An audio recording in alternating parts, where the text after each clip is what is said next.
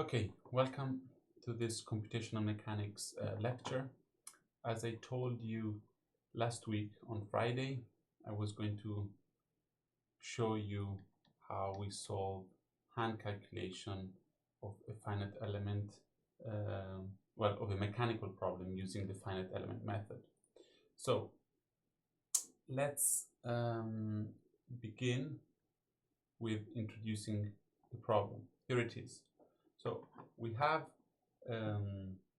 let's imagine this is a real structure, so without having yet idealized it, okay? And it's a metal plate, let's say, with Young modulus E. Let's assume a Poisson ratio of 0, a small thickness T, and distributed load P applied on these two sides, okay? And the question is to determine the displacement, strain, and stress field for this 2D elastic plane stress problem, okay? So let's see how we can do it.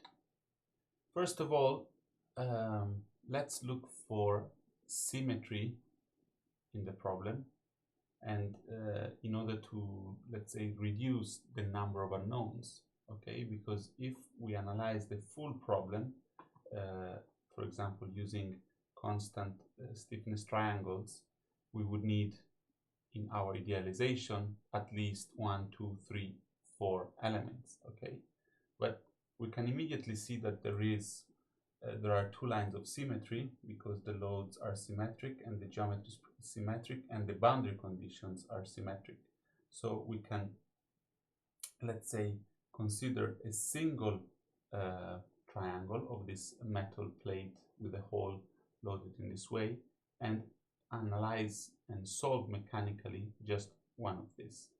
And in fact, we can then impose the correct boundary conditions that allow this representation, so this idealization of considering the symmetry lines. For example, actually we need to use this sliding constraint, okay, sliding free movement in this direction because of this top left corner condition, with of course the load P applied on this surface.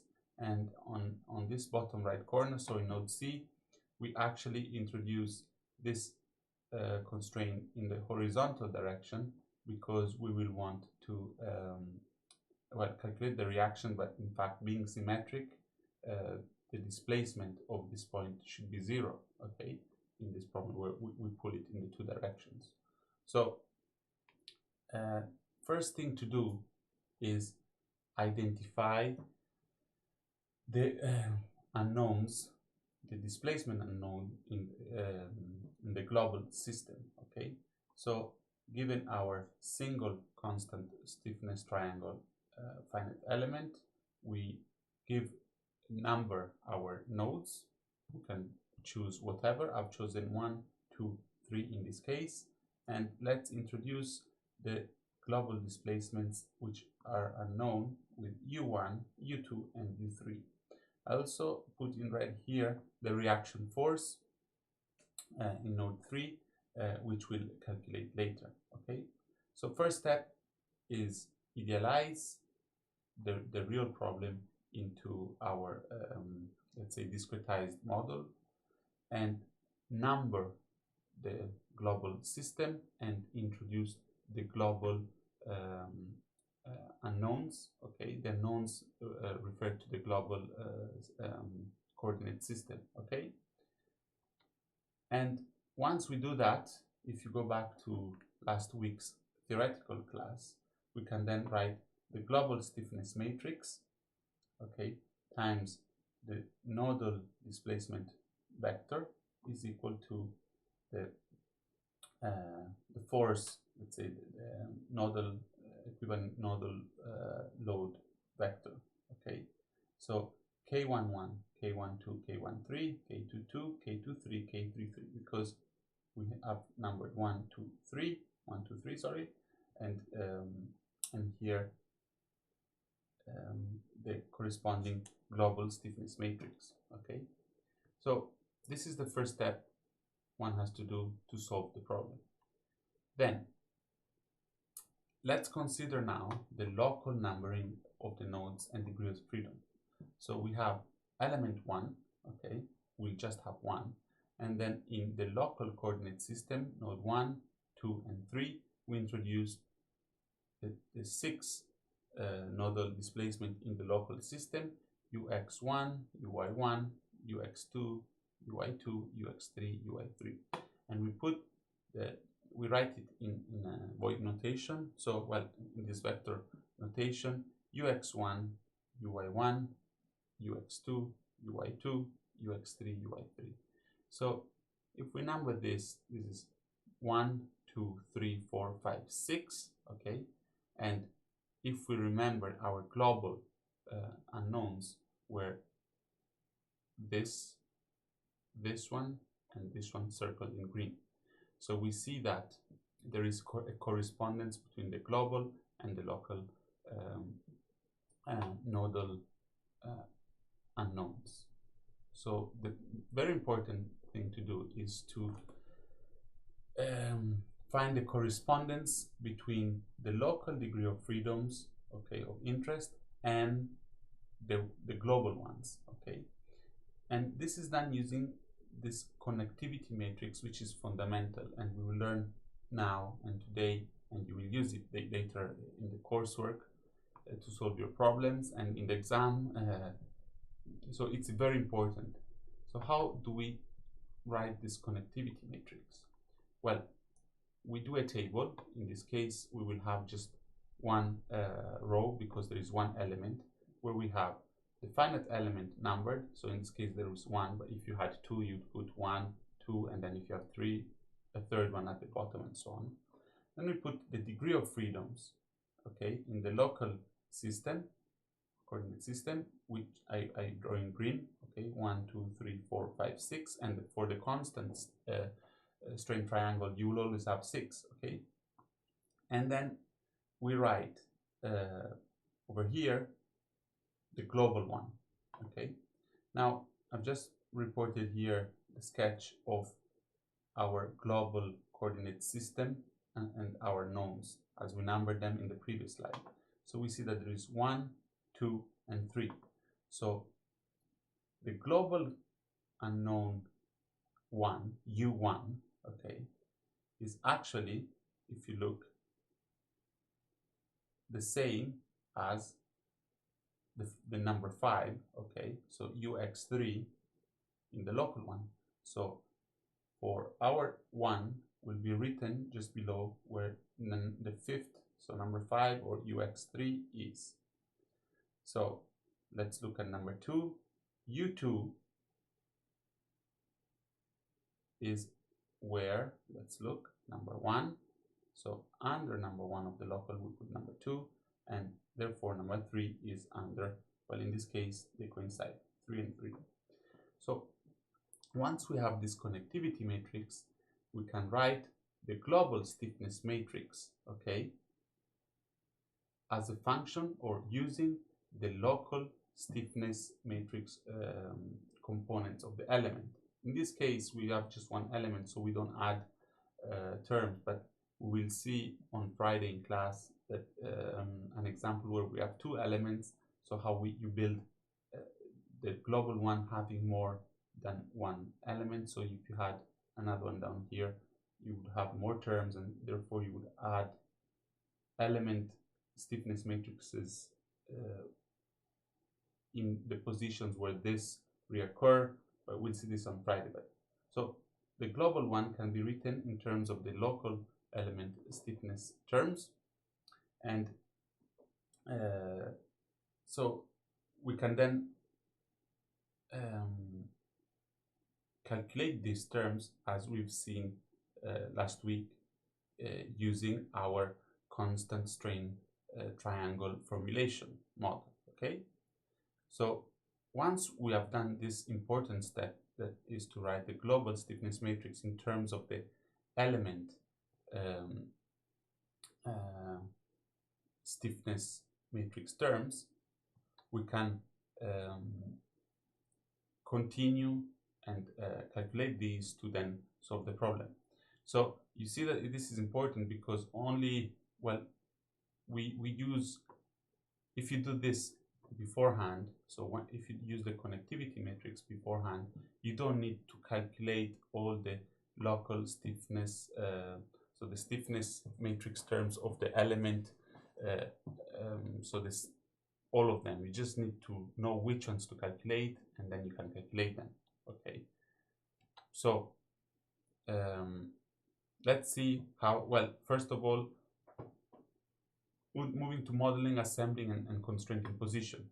So we have to use, to calculate the constant, the stiffness matrix of the element, there is the approach where we use the pre-calculated terms. So go back to the constant strain triangle video, but this is the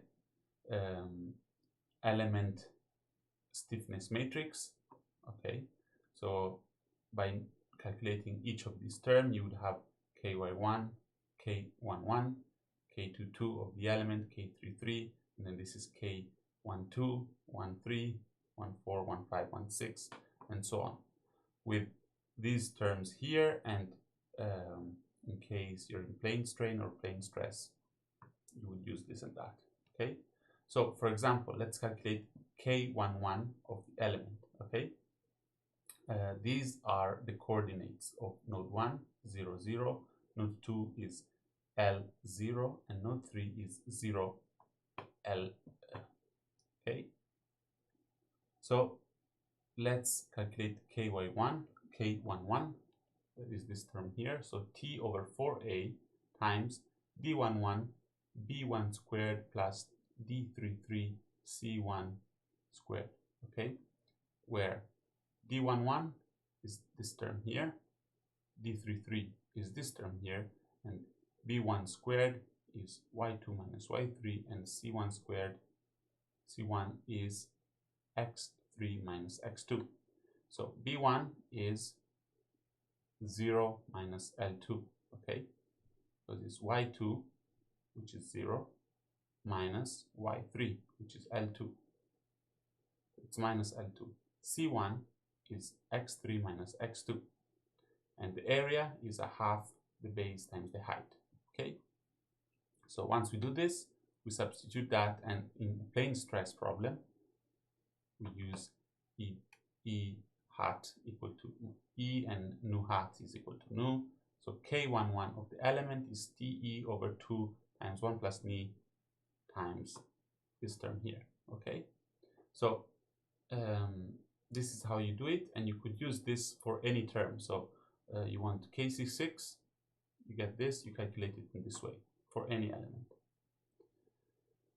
And so substituting plane stress and our new ni equal to 0, L1 is equal to L2 is equal to L, we get that our K11 of the element is 3 over 4 T, which is the thickness times the Young modulus E.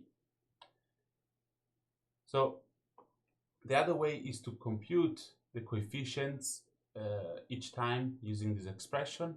So if you don't know, or one day you lose that beautiful matrix with all the terms already pre-calculated, well, if you have this by hand, then you can calculate each term, each wanted term. So we want these, let's calculate them, and let's see how to do it. Basically, we've seen this already, but if I is equal to 1 and j is equal to 1, we're calculating k11 of the element, which is t times the integral over the area of the sum of rs that go from 1 to 3 of bri, which is 1, br1, drs, bs1 in the A. So this is the thickness integral area of, well, let's do the sum. There is b11 d11 times b11. So it's b11 squared d11 plus, now rs go to 2, so we have b21 times d22 times b21. So this is b21 squared d22 plus, and then rs is equal to 3, so we have b31 d33 b31 in the A. So this is B31 squared, D33, close brackets in the A. So we can do this for I is equal to 3, J is equal to 3. So obtain K33 and we get something similar. And like that, all the other terms. I will not repeat and do all this, let's say, repeating what it's written here. Just pause the slide, you look at the slides, and you see how I obtain each one of these. So once we calculate all our needed terms, just plugging them, their value in here, we calculate the global stiffness matrix. So before that, we need to obtain B. Now, B was the strain displacement matrix, and you need a model of for the displacement to calculate it. But this was we did this with the constant strain triangle. Now let's look how this actually looks. So B, that is a function of the position, is n1, okay, derivative x 0, n2 derivative x 0, and 3 derivative x 0, etc. Which means that this is the short way to express the derivative of n1 with respect to x, or the derivative of n3 with respect to x, etc. Okay, so let's see how we can calculate all these terms and how B looks like. So first of all, just quick recap what was our how our shape function look. We've seen this already, but in fact I will not go through all the calculation again. But given this finite element, we have our dimensions here. So this is equation x equal to 0. This can be expressed by the equation y is equal to 0, and this line here is the line y is equal to minus x plus L. And using that, look at the previous class, how we calculate the shape functions, but these are the three shape functions, n1, n2, and n3 for the CST element. So the derivative of n1 with respect to x, we differentiate this with respect to x, and we are left with minus 1 over L. The derivative of this with respect to y is minus 1 over L. The derivative of n2 with respect to x is 1 over L. The derivative of this with respect to y is 0. The derivative of this with respect to x is 0. And the derivative of this with respect to y is 1 over L. So given these terms, then we plug them into the expression of B as we've seen before. So B will look like 1 over L times these terms, okay? That we just calculated. So given B, then we can compute the desired stiffening matrix components. And for example, let's do K11. So we plug in, well, knowing that in this problem, D11 is equal to D22, which is equal to E, because the Poisson ratio was 0. D12 is 0, and D33 is E over 2. So if we use this and plug them into the expression we've seen before, then we can obtain that K11 of our element is equal to 3 over 4 TE, okay? So if you well, look at this, the way I integrate this with time, but it's pretty straightforward. So the constant terms go out, and the integral over the area of the A is actually the area of the triangle, that is L times L over 2, okay? L squared over 2. And like this, we can do all the other components, okay? And here I report them. So the global stiffness matrix, let me just move a little, then looks like this. And here I've reported it. So TE times this 3 by 3 matrix, our nodal unknowns U1, U2, and U3, and then the nodal load vector, okay? So what is P1 and P2 equal to? The equivalent nodal force vector. we've seen this last week, look back at the video, but let's see quickly how we can obtain them. So the nodal force vector PL is equal to the thickness times, and we had the body's forces and the surface pressures calculated in this way. And therefore, again, we need to look at the connectivity matrix to make sure that we are applying the load to the right node. So given our global and local system, we can then write that P1 in the global system is actually equal to P5 of the element, and P2, okay, in the global is the one applied to P1.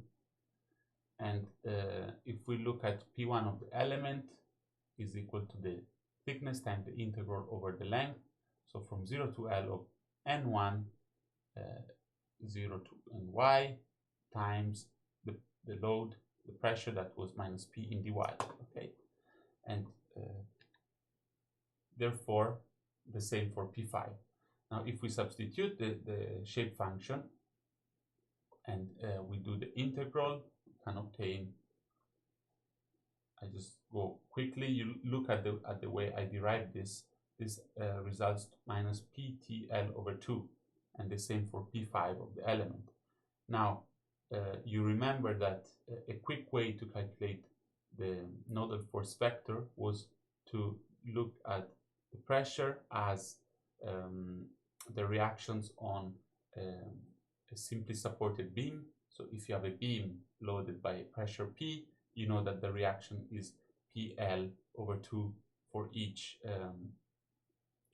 support. Of course, here we have the thickness T, so PTL over 2. Okay.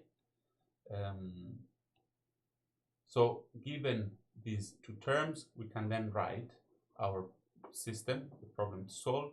We have the global stiffness matrix, our unknown, and now we know that the node U3 could not move, so it's 0, and then the reaction R over here, which is still unknown.